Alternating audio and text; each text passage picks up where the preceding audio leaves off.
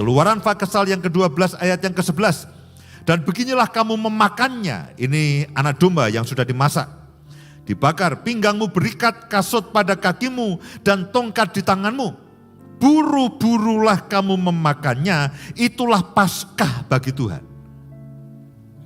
Buru-burulah kamu memakannya. Kemudian Paskah itu oleh gereja mula-mula, lalu kebangkitan Yesus itu disebut dengan Paskah. Tapi sebetulnya peristiwa Paskah itu adalah peristiwa ketika mereka makan roti tidak beragi dan makan daging anak domba itu. Itulah Paskah bagi Tuhan, sebab pada malam ini aku akan menjalani tanah Mesir, dan semua anak sulung dari anak manusia sampai anak binatang akan kubunuh. Dan kepada semua Allah di Mesir akan kujatuhkan hukuman, akulah Tuhan. Dan darah itu menjadi tanda bagimu pada rumah-rumah di mana kamu tinggal. Apabila aku melihat darah itu, maka aku akan lewat daripada kamu, jadi tidak akan ada tulah kemusnahan di tengah-tengah kamu. Apabila aku menghukum tanah Mesir, jadi tidak akan ada tulah kemusnahan di tengah-tengah kamu. Apabila aku menghukum tanah Mesir, oleh karena apa? Oleh karena darah anak domba yang dioleskan di ambang pintu mereka, di bagian atas dan bagian kiri kanan. Oleh karena itulah kalau pada waktu perjamuan kita akan makan roti dan minum anggur, mereka juga makan roti tidak beragi, daging anak domba, dan kemudian darah itu dioleskan kepada pintu mereka, sehingga kemusnahan itu tidak terjadi di dalam kehidupan mereka, di dalam rumah-rumah mereka, meskipun kemusnahan itu terjadi di seluruh Mesir. Ini merupakan jaminan dalam kehidupan saudara dan saya, bahwa tidak ada yang bisa menyentuh saudara dan saya. Ketika Yesus ada di dalam hidup saudara, ketika kita makan tubuh dan darah Yesus, Yesus ada di dalam hidup saudara. Apa yang bisa dilakukan oleh yang lainnya? Karena setiap kali dia menyentuh saudara dan saya, yang adalah biji mata Tuhan, berarti mereka akan menyentuh Yesus. Itulah yang terjadi pada waktu Paskah yang pertama di Mesir. Mereka makan roti tidak beragi, makan daging anak domba, dan darah itu dioleskan.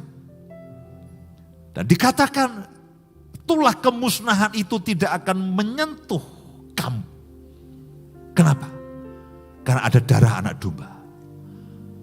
Karena ada tubuh Yesus di situ. Lalu Keluaran pasal yang ke-12, ayat yang ke-23. Dan Tuhan akan menjalani Mesir untuk menulahinya. Apabila ia melihat darah pada ambang atas dan pada kedua tiang pintu itu, maka Tuhan akan melewati pintu itu dan tidak membiarkan pemusnah masuk ke dalam rumahmu untuk menulahi. Kenapa? Karena ada darah di situ. Karena itulah setiap kali kita makan dan minum tubuh dan darah Yesus, yang dilambangkan oleh roti dan anggur ini, dikatakan tidak ada tulah, tidak ada kemusnahan, tidak membiarkan pemusnah itu masuk dalam kehidupanmu. Dan saudara tahu ini hari-hari yang sangat menegangkan luar biasa. Seakan-akan maut itu mengintai setiap manusia. Kemusnahan itu mengintai setiap manusia.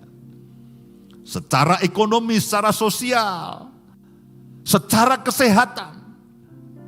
Saudara dan saya lihat apa yang sedang terjadi. Apa yang kita bisa lakukan kecuali kita kembali kepada Tuhan. Tuhan, kami perlu akan kekuatan, kami perlu akan firman-Mu, kami perlu akan kuasa-Mu yang membentengi dan melindungi akan kehidupan kami. Kemudian ayat yang ke-26. Dan apabila anak-anakmu berkata kepadamu, apakah artinya ibadahmu ini? Maka haruslah kamu berkata, itulah korban Paskah. Itulah korban Paskah. Bagi Tuhan yang melewati rumah-rumah orang Israel, saya dan saudara adalah Israel rohani.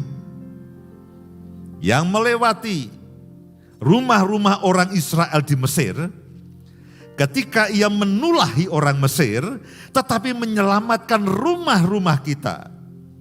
Lalu berlututlah bangsa itu dan sujud menyembah. Saudara, Paskah pertama ketika mereka makan dan minum roti dan tidak beragi itu dan anak domba itu dan darah yang dioleskan oleh ambang pintu, itu adalah peristiwa yang ketika orang Israel pada malam hari itu malam terakhir itu, mereka lepas dari perbudakan.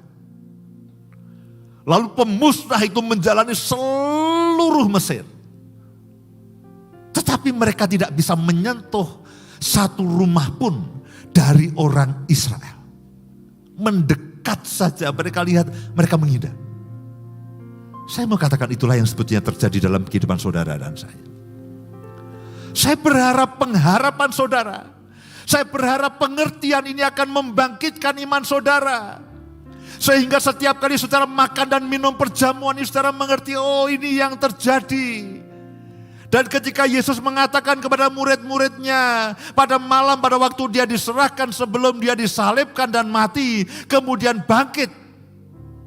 Hal yang sama terjadi kepada murid-muridnya, pada saudara dan saya pada waktu itu. Dikatakan kita dibebaskan dari kuasa dosa, kuasa penebusan, kuasa pengampunan itu. Membuat dosa tidak lagi berkuasa atas hidup saudara. Maut tidak lagi berkuasa atas hidup saudara. Pemusnah tidak lagi berkuasa atas hidup saudara dan saya.